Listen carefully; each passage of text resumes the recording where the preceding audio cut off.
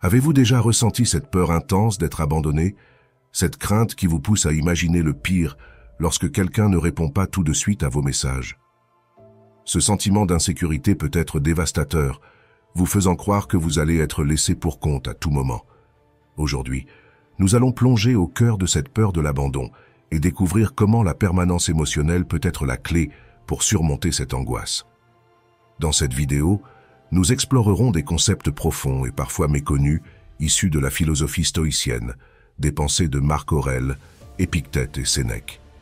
Ces sages anciens avaient une compréhension profonde de la nature humaine et de nos émotions, et leurs enseignements peuvent nous aider à naviguer dans nos propres tempêtes intérieures. Nous parlerons également des pensées autoréalisatrices et de la manière dont nos croyances peuvent influencer nos expériences. Vous découvrirez comment ces pensées peuvent soit exacerber votre peur de l'abandon, soit vous aider à la surmonter en cultivant une attitude de résilience et de confiance en soi. Ces principes, bien que souvent ignorés, sont des clés précieuses pour une vie émotionnellement stable et épanouissante. Préparez-vous à entendre des principes uniques et peu partagés, comme un secret bien gardé, qui vous permettront de comprendre et de gérer vos émotions d'une manière nouvelle et puissante. Si vous cherchez à briser le cycle de la peur et à construire des relations plus saines et plus solides, cette vidéo est pour vous. Abonnez-vous et restez avec nous pour découvrir comment transformer votre peur en force intérieure et atteindre une véritable liberté émotionnelle. Point numéro 1. Comprendre la permanence émotionnelle. Un voyage vers la libération de la peur de l'abandon. Avez-vous déjà été terrifié par la peur de l'abandon, cette sensation déchirante qui vous submerge lorsque l'amour ou l'attention des autres semble s'éloigner?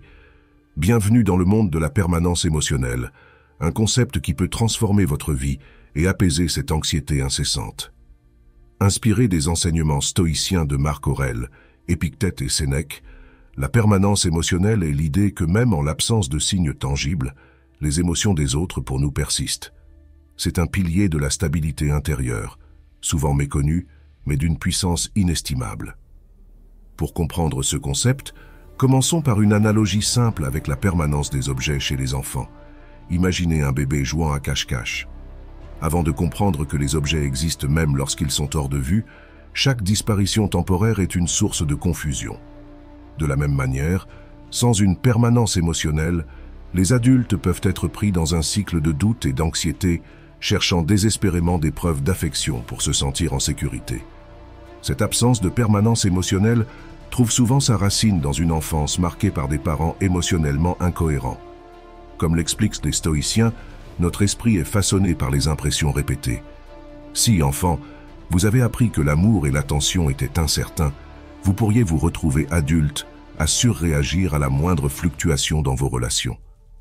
Une réponse émotionnelle saine nécessite une stabilité intérieure, une certitude que l'affection des autres ne s'évapore pas soudainement à chaque petite dispute ou absence de communication.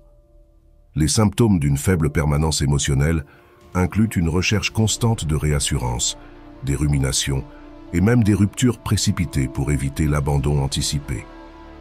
Ces comportements sont des manifestations de la peur et de l'incapacité à croire en la constance des sentiments des autres. Pour les stoïciens, il est essentiel de développer une autonomie émotionnelle, de se rappeler que notre valeur ne dépend pas des opinions fluctuantes des autres.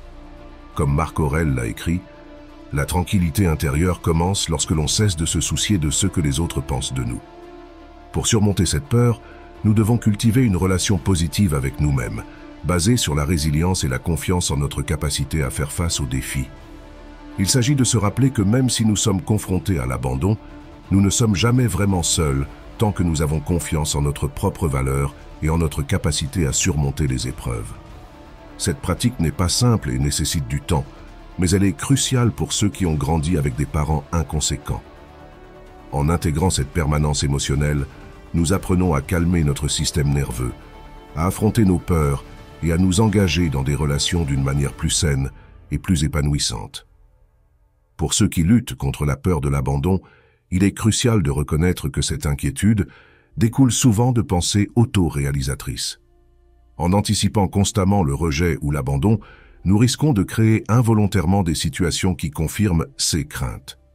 Les stoïciens nous enseignent l'importance de la perception et de l'interprétation des événements extérieurs. En modifiant notre perception et en cultivant des pensées positives, nous pouvons briser ce cycle vicieux. Il est essentiel de se rappeler que chaque individu a le pouvoir de contrôler sa réponse aux circonstances et de choisir des pensées qui favorisent la confiance et la sérénité. En adoptant cette approche, nous pouvons commencer à transformer nos relations et nos vies de manière significative, en passant de la dépendance émotionnelle à une véritable indépendance intérieure. En conclusion, comprendre et adopter la permanence émotionnelle est une démarche puissante vers une vie plus équilibrée et épanouie, où l'on n'est plus prisonnier des doutes et des peurs d'abandon. C'est un voyage vers la liberté émotionnelle, guidé par la sagesse stoïcienne, où chaque pas nous rapproche d'une stabilité intérieure profonde et durable. Point numéro 2. Les pensées autoréalisatrices. Les pensées autoréalisatrices sont un phénomène psychologique fascinant qui peut influencer notre réalité de manière significative. Ce concept, bien connu en psychologie cognitive, suggère que nos croyances et attentes peuvent inconsciemment conduire à des actions qui rendent ces croyances réelles. Par exemple, si une personne croit fermement qu'elle sera abandonnée, elle peut inconsciemment adopter des comportements qui provoquent cette issue, confirmant ainsi sa peur initiale. Pour illustrer cela, imaginons une personne qui entretient la croyance profonde que ses proches finiront par la quitter. Cette personne, par peur de l'abandon, peut devenir anxieuse, exiger des preuves constantes d'affection ou se retirer émotionnellement pour se protéger. Ces comportements, bien qu'initialement destinés à prévenir la douleur de l'abandon, peuvent en réalité fatiguer les relations et pousser les autres à s'éloigner, créant ainsi un cercle vicieux. Cela montre à quel point nos pensées peuvent se manifester dans la réalité, souvent de manière inconsciente. Les stoïciens, tels que Marc Aurèle, Épictète et Sénèque, ont longuement discuté de l'importance de nos perceptions et de nos pensées. Marc Aurèle, dans ses Pensées pour moi-même, nous rappelle que l'âme se colore des pensées qui l'occupent. Cette citation souligne que nos pensées façonnent notre expérience de vie. Si nous nourrissons des pensées négatives, notre perception du monde devient sombre. À l'inverse, des pensées positives peuvent illuminer notre réalité. Épictète ajoute « Ce qui trouble les hommes, ce ne sont pas les choses, mais les jugements qu'ils portent sur les choses. » Cette réflexion est une invitation à prendre du recul sur nos pensées et à les examiner avec un esprit critique. Des études contemporaines soutiennent cette perspective. Par exemple, une recherche menée par l'université de Stanford a montré que les personnes ayant des attentes positives quant à leurs relations avaient tendance à expérimenter des interactions plus satisfaisantes. Ces études corroborent les enseignements stoïciens, montrant que nos attentes peuvent influencer non seulement nos comportements, mais aussi les réactions des autres à notre égard. À ce stade, prenez un moment pour réfléchir à vos propres pensées et croyances. Avez-vous des idées préconçues qui pourraient inconsciemment influencer vos relations ou votre vie en général? Les stoïciens nous invitent à être les observateurs de nos propres pensées et à les remettre en question. Quelles pensées ou croyances pourriez-vous examiner aujourd'hui pour voir si elles vous servent ou, au contraire, vous limitent? En identifiant ces schémas mentaux, vous pouvez commencer à transformer votre réalité de manière consciente et positive. En prenant conscience de ces mécanismes, nous pouvons non seulement briser le cycle des pensées autoréalisatrices négatives, mais aussi utiliser ce pouvoir à notre avantage. En choisissant des pensées qui nourrissent notre bien-être et notre croissance, nous créons un environnement interne propice à la résilience et à l'épanouissement. Ainsi, comme l'a enseigné Sénèque, nous souffrons plus souvent dans notre imagination que dans la réalité. En maîtrisant notre esprit, nous maîtrisons notre monde. Point numéro 3. L'importance de la régulation émotionnelle. La régulation émotionnelle est un autre aspect crucial dans la gestion des peurs et des pensées négatives, notamment celles liées à l'abandon. Elle consiste à comprendre et à gérer ses émotions de manière saine, permettant ainsi de répondre aux situations difficiles sans être submergé par des réactions impulsives ou destructrices. Les stoïciens, tels qu'Épictète, ont beaucoup insisté sur la maîtrise de soi. Épictète affirmait « Ce ne sont pas les événements qui nous troublent, mais la manière dont nous les percevons. » Cette phrase nous rappelle que nous avons le pouvoir de choisir notre réponse émotionnelle aux situations. Selon le stoïcisme, nos émotions ne devraient pas être réprimées, mais plutôt observées et comprises. Cette pratique permet de maintenir un état de calme intérieur, même face aux défis. Des recherches contemporaines renforcent l'importance de la régulation émotionnelle. Une étude publiée dans le Journal of Clinical Psychology a montré que les personnes capables de réguler leurs émotions de manière efficace étaient moins susceptibles de souffrir de troubles anxieux et dépressifs. Elles sont également plus aptes à maintenir des relations saines, car elles peuvent gérer les conflits de manière constructive sans se laisser submerger par la colère ou la tristesse. La dépendance affective est un phénomène psychologique où une personne ressent un besoin excessif d'affection, d'approbation ou de soutien émotionnel de la part d'autrui, souvent au détriment de son propre bien-être et de son indépendance. Cette dépendance peut conduire à des comportements tels que la peur de l'abandon, l'obsession de plaire et une incapacité à fonctionner de manière autonome. Ce besoin compulsif de validation externe prend souvent racine dans des expériences précoces, notamment des relations avec des parents ou des figures d'autorité qui étaient émotionnellement indisponibles ou inconsistants. Selon une étude menée par l'Université de l'Illinois, les individus qui ont grandi avec des parents froids ou distants ont tendance à développer des styles d'attachement anxieux, ce qui les rend plus susceptibles de rechercher constamment la validation et l'affirmation des autres dans leurs relations adultes. La dépendance affective peut être particulièrement insidieuse, car elle se manifeste souvent sous des formes que l'on peut confondre avec l'amour ou la dévotion. Par exemple, une personne peut croire qu'elle est profondément attachée à son partenaire, alors qu'en réalité, elle est terrifiée à l'idée de rester seule ou de perdre l'approbation de cette personne. Cela peut conduire à des relations déséquilibrées, où l'un des partenaires porte le poids émotionnel de l'autre, ce qui peut devenir épuisant et toxique. Une étude menée par l'Université de Barcelone a exploré l'impact de la dépendance affective sur la satisfaction de vie. Les chercheurs ont découvert que les individus ayant des niveaux élevés de dépendance affective rapportaient une satisfaction de vie significativement plus faible, principalement en raison de la peur constante de la perte et de l'instabilité émotionnelle. Cette étude souligne l'importance de développer une source interne de validation et de satisfaction plutôt que de dépendre des autres pour ses besoins fondamentaux. Pour briser les chaînes de la dépendance affective, il est crucial de développer l'indépendance émotionnelle. Cela inclut l'apprentissage de l'autorégulation émotionnelle, la capacité à trouver du réconfort et de la validation en soi-même, et la reconnaissance de sa propre valeur indépendante des opinions ou des actions des autres. Une pratique utile est celle de l'introspection régulière, où l'on peut identifier les sources de cette dépendance et travailler à les transformer. Par exemple, prendre conscience de ses propres passions, talents et intérêts peut être une voie puissante pour se reconnecter à soi-même. Cultiver des hobbies et des activités qui nourrissent l'esprit et l'âme sans nécessité d'approbation externe peut renforcer le sentiment d'autonomie. Comme le dit Épictète, c'est la marque d'un esprit éduqué de pouvoir accueillir une pensée sans l'accepter. Pour surmonter la dépendance affective, il est crucial de développer une autonomie émotionnelle.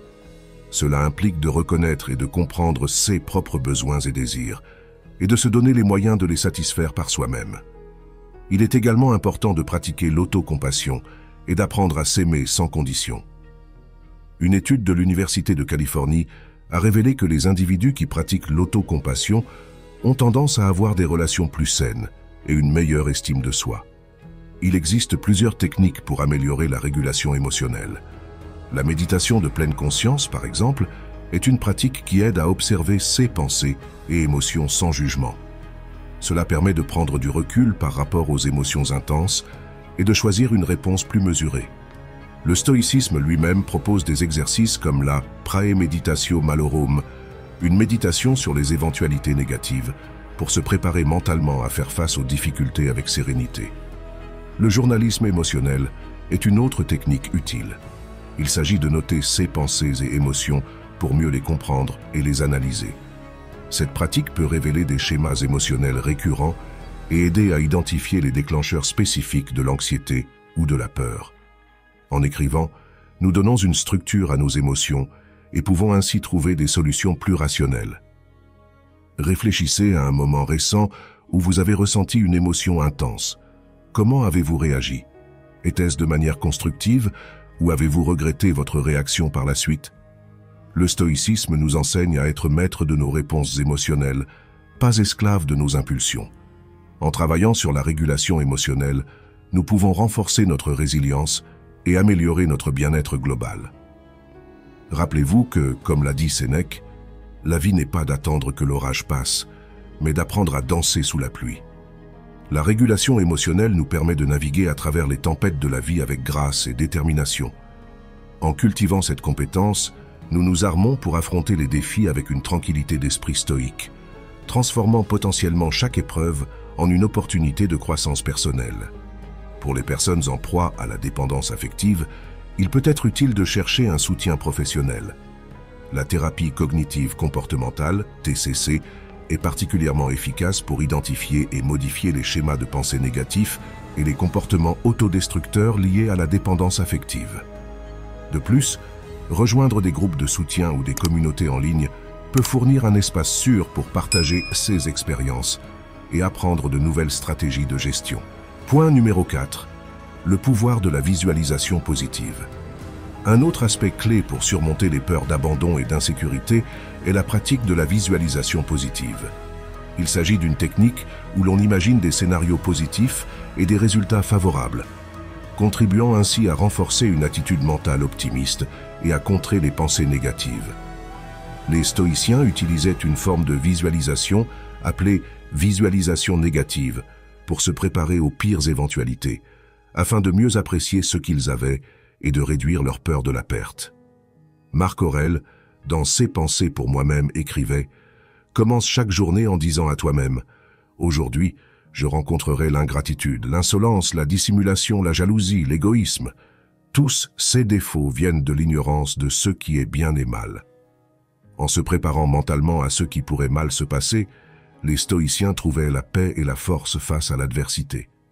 Cependant, en complément de cette approche, il est tout aussi bénéfique de visualiser des résultats positifs. Des études récentes en psychologie positive montrent que la visualisation positive peut diminuer l'anxiété et augmenter la motivation.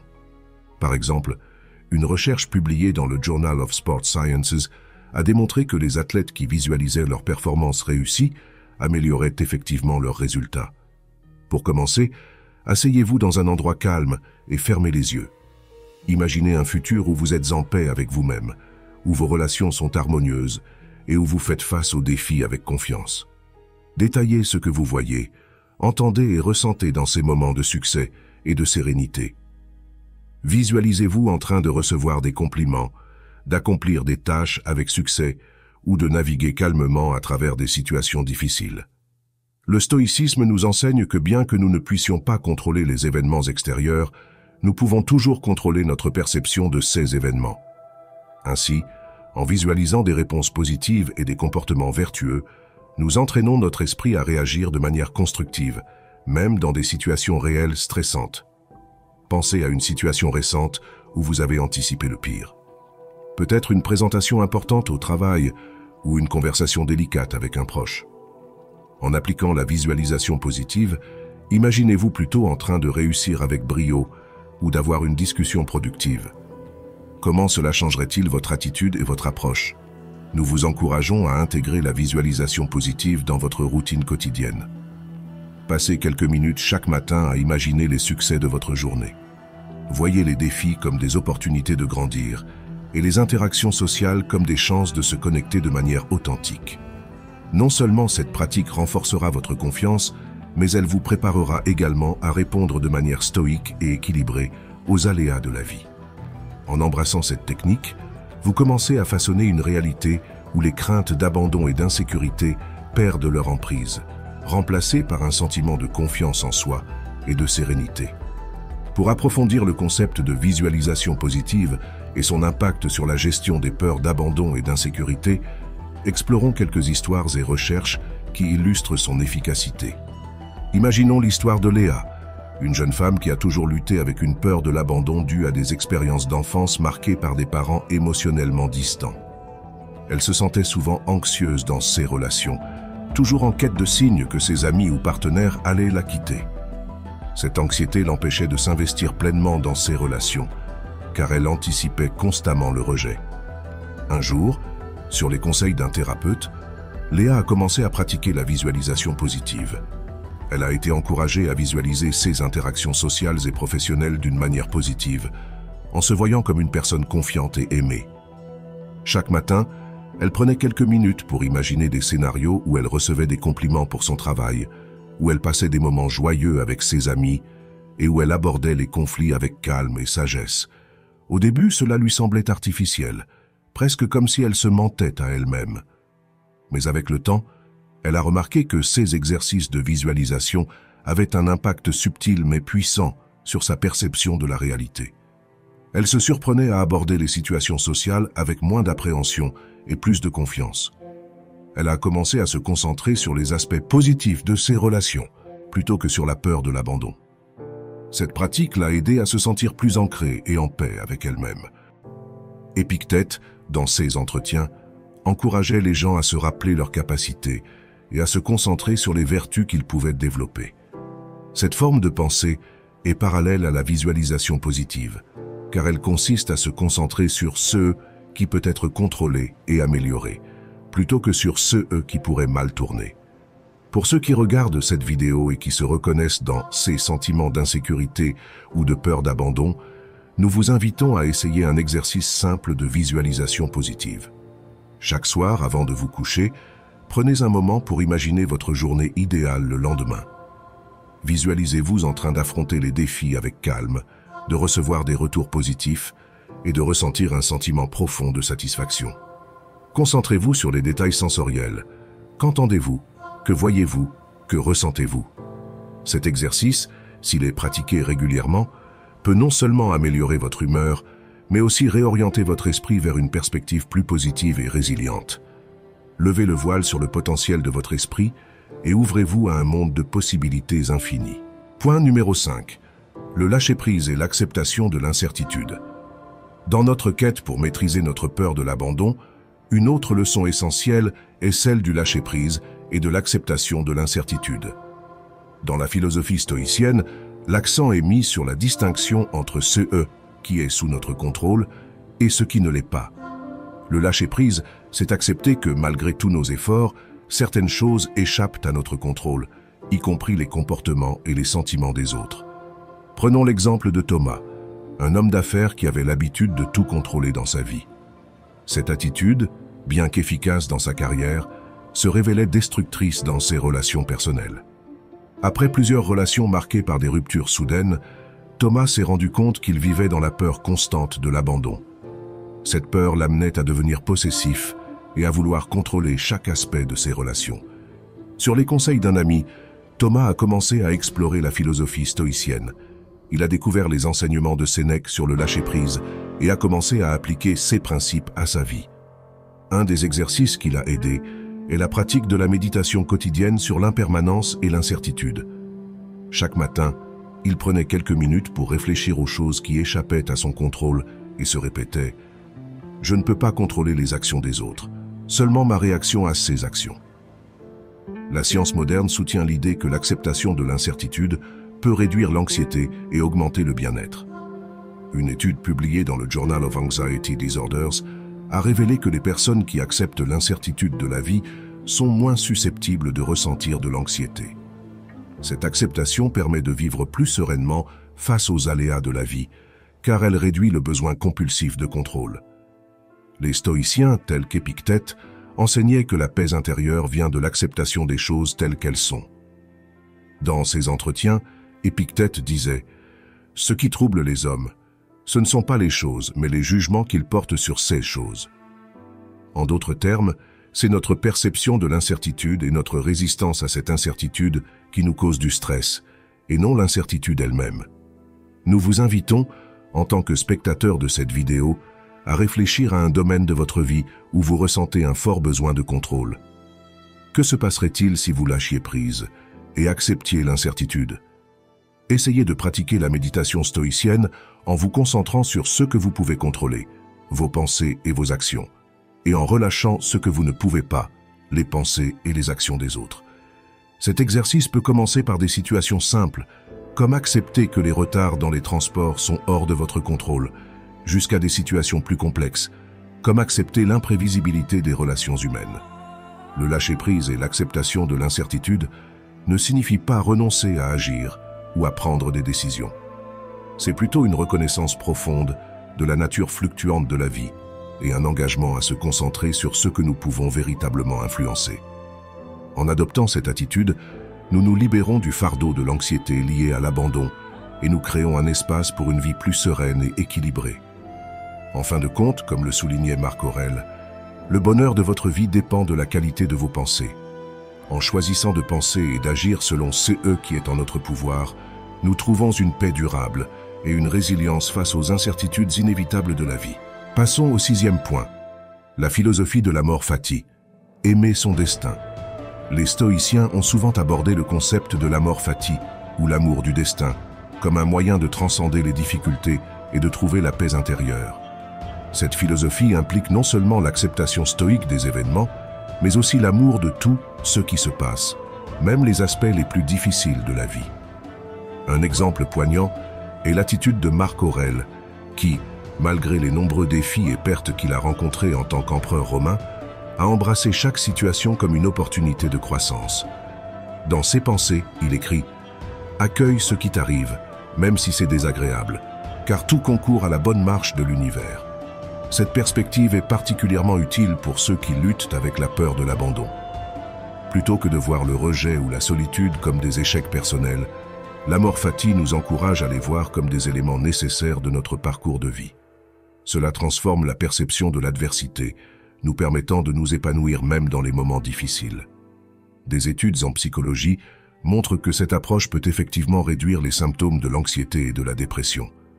Selon une recherche publiée dans le Journal of Positive Psychology, les individus qui pratiquent l'acceptation radicale des circonstances, y compris celles qui sont désagréables, montrent une résilience émotionnelle accrue et une meilleure satisfaction de vie.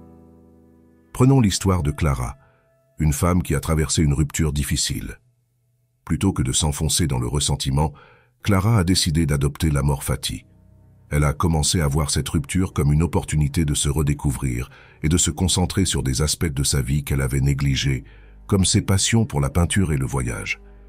Cette nouvelle perspective lui a non seulement permis de surmonter la douleur de la séparation, mais aussi de trouver une nouvelle passion et un sens renouvelé à sa vie.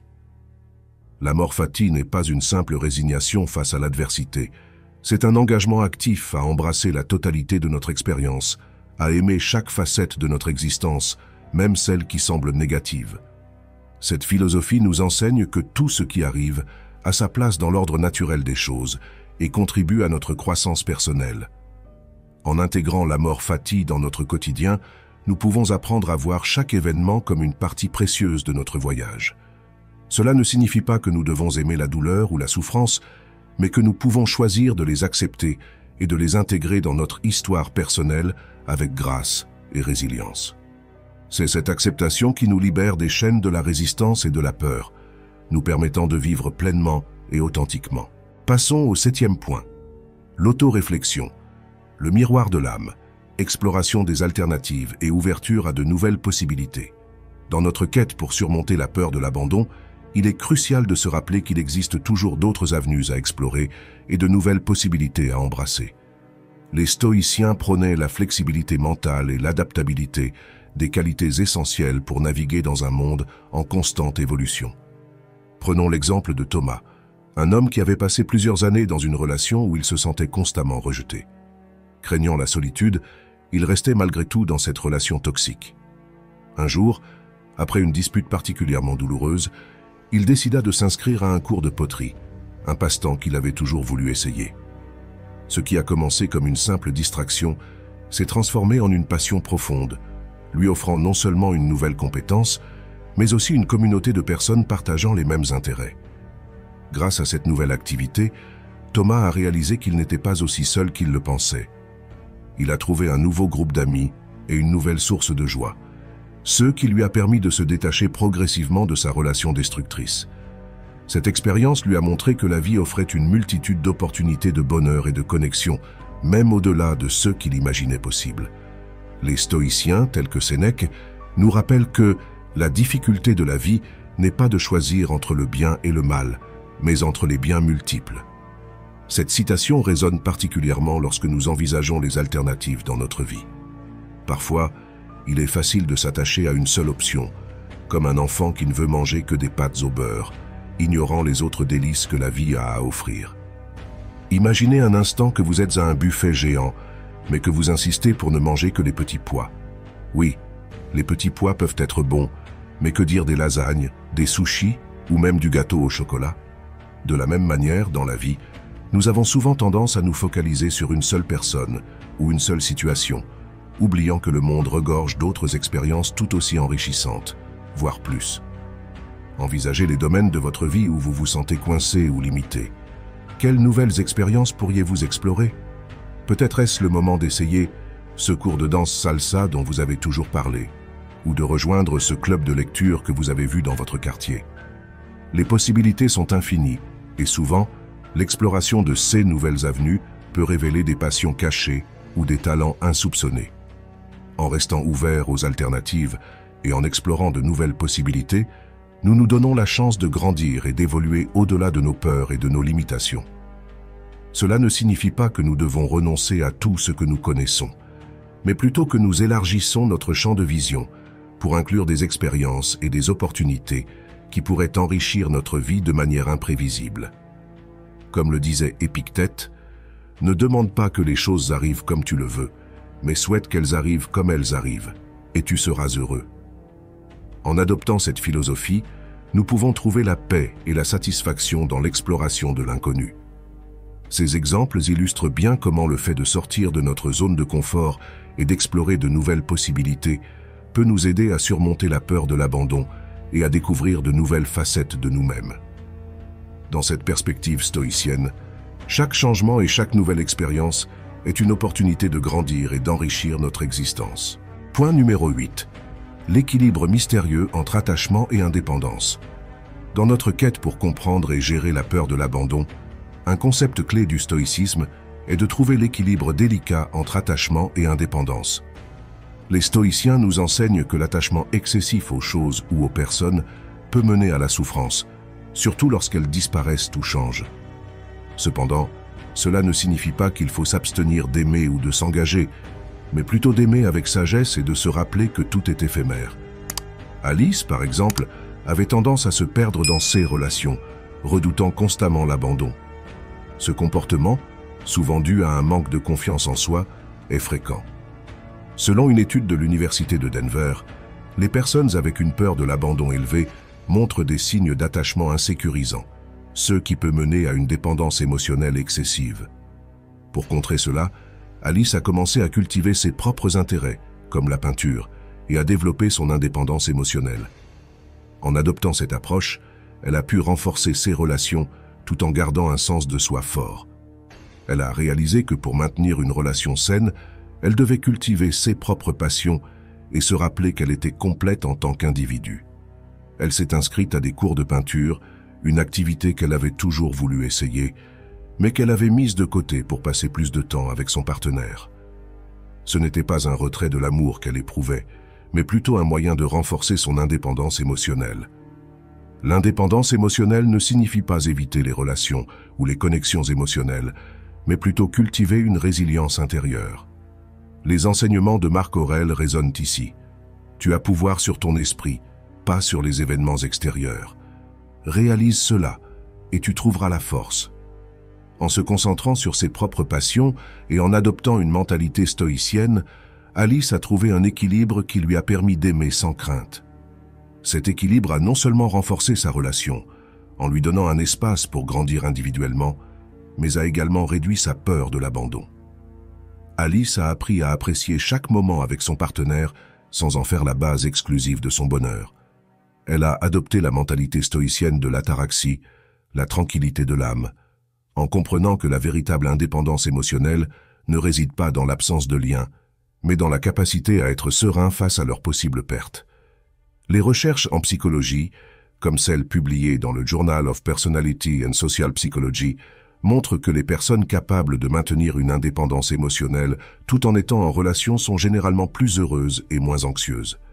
Cela est lié à la capacité de réguler ses propres émotions et à ne pas dépendre entièrement des autres pour le bonheur. Les stoïciens prônaient l'idée de sympathie universelle, une notion selon laquelle nous sommes tous interconnectés, mais que notre bonheur ne doit pas dépendre entièrement des autres.